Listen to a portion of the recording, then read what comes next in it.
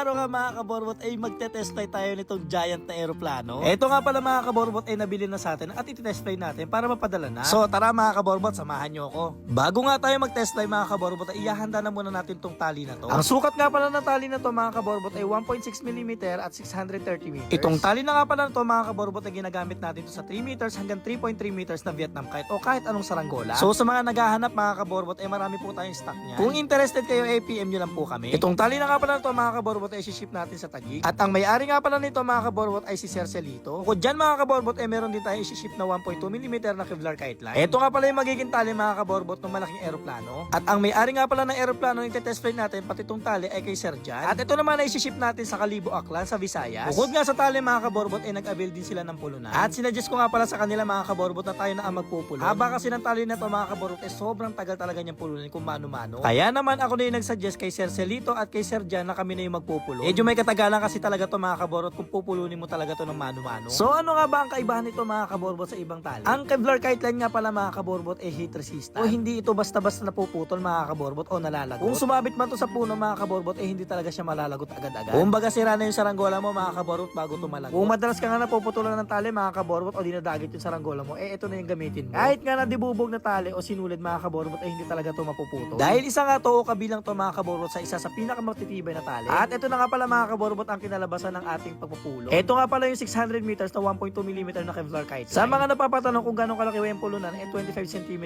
po yan. At ito naman yung ating 1.6mm na 630 meters na Kevlar kite line. So mas marami to mga kaborbot at mas makapal yung tali na yan. Tapos nga tayo magpulon mga kaborbot ay pumunta na tayo sa bukid para mag-test flight. Yung araw na rin kasi to mga kaborbot ipapadala. Sa mga napapatanong kung gano'ng kalaki ba tong aeroplano na saranggola na to, ito po ay 3.6 meters mga kaborbot. So medyo may kalakihan talaga tong saranggola na to. At isa nga to mga kaborbot sa pinaka-favorite ko na saranggola. At isa rin sa pinaka-stable na saranggola mga kaborbot. Kung sa rooftop ka nga nagpapalipad o sa bubong mga kaborbot ay bagay na bagay sa iyo to kasi kayang-kaya mo tong paliparin. Habang nag-assemble nga tayo mga kaborbot ay dumating na yung ating mga prinsesa. Ito nga pala mga kaborbot si Edek ang pinakamaganda dito sa aming lugar. So ngayong araw siya nga pala maghahagis ng ating saranggola. Napapatanong o napapaisip kung available po ba siya, available po. Message nyo lang po kami mga kaborbot at ipapadala po namin siya. So kami na po ang bahala mag-bubble wrap sa kanya mga kaborbot. Kung malapit naman kayo mga kaborbot ay pwede naman natin siya ipalalabog. So kasyang-kasya siya sa lalabag. At sa wakas mga kaborbot ay tapos na natin siyang i-assemble. Ay kalakihan po talaga yan mga kaborbot at nakakatuwa talaga siya sa personal. Kaya naman tara na mga kaborbot, i-test play na natin tong ating saranggola. So medyo may kahinaan yung ating hangin dyan mga kaborbot nung time na yan. At sa bandang likuran ko nga mga kaborbot ay may mga matataas na puno. Kaya pinahagis natin siya kay Ede. Kitang-kita nyo naman mga kaborbot kahit init na init sunod na sunod yung kanya mga junakis. Grabe nga mga kaborbot kahit sobrang init sige pa rin talaga si ganda. At ito naman mga kaborbot na hagis na yung ating saranggola. So kung mapapansin nyo medyo mahina talaga yung hangin na yan. Kahit nga medyo may kahinaan ng hangin mga kaborbot ay lilipad talaga tong saranggola na to. Dahil gawa nga siya sa carbon at sa tela na magaan. Kahit medyo may kahinaan ng hangin mga kaborbot ay lulutang talaga tong saranggola na to. Ito nga yung nagustuhan ko sa saranggola na to mga kaborbot. Dahil kaya natin siyang paliparin kahit sa mahina na hangin. At sa ganung paraan mga kaborbot ay matataasan pa natin siya at maabot natin yung mas malakas na hangin. Dito nga mga kaborbot ay napaangat na natin ng konti yung ating saranggola. At sa parte na yan mga kaborbot ay medyo may kalakasan na yung hangin. At sa part na to mga kaborbot ay lumulutang na lang talaga yung ating saranggola. So after nga natin matest play itong saranggola na to mga kaborbot ay ibababa na natin yan. Medyo marami-rami pa rin kasi tayong gagawin mga kaborbot. At syempre baka abutin na naman tayo ng cut-off. Nung time na rin na nga to mga kaborbot ay hindi pa rin talaga ako natutulog galing sa trabaho. So fast forward nga mga kaborbot matapos natin balutin ang ating mismong saranggola at pulunan. Diretso na rin tayo mga kaborbot sa GNT para magpa-ship. Kasama ko nga pala dyan mga kaborbot si ate ganda nyo na si Edek at si Rafi. Grabe naman talaga si ate ganda nyo, umaaura kahit sa GNT. So dito nga mga kaborbot ay napaship na rin natin itong ating saranggola at pulunan. At isa na naman nakakapagod na araw mga kaborbot para sa akin. Kung gusto nyo nga mga kaborbot ng mga ganitong content ay follow, like, and share nyo na kami. At sa mga interested dyan sa mga saranggola mga kaborbot ay message nyo lang kami. So hanggang dito na lang mga kaborbot and kita-kits sa aming next vlog.